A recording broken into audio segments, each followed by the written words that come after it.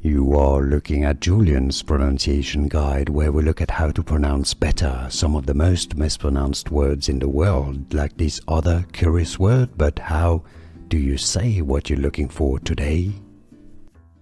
Let's learn how to pronounce this plane, the name of this plane. If you want to learn more confusing plane names, make sure to stay tuned. In French, it is pronounced as Airbus A380, but that's probably not your question. In English, Airbus A380. So you don't say A380, but A380. That's American English, or A380.